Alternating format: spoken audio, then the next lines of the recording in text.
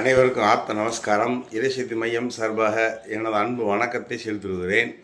மனதை அமைதிப்படுத்துவது அடக்குவது கடினம் என்று எல்லாம் சொல்லியிருக்காங்க. பாரதியார் சொல்கிறாரு, மனம் மறக்க கல்லாருக்கு வாயேன் பராபரங்கிறாரு. பாரதியார் மனம் என்பது குரங்கு தேல் குதிக்கும்ல, அது மாதிரி மனசு குதிக்குதுங்கிறாரு, துள்ளுதுங்கிறாரு. வள்ளலார் என் மனம் குரங்கு போல் தாவுதுங்கிறாரு.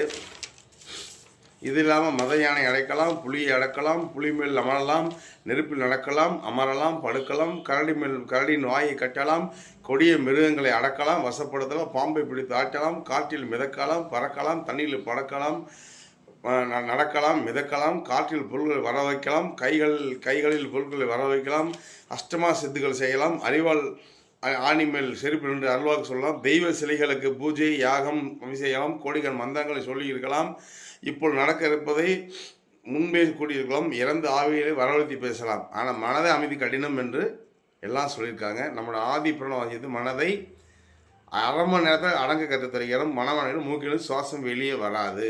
சகல சௌபாக்கியம் பெறுக.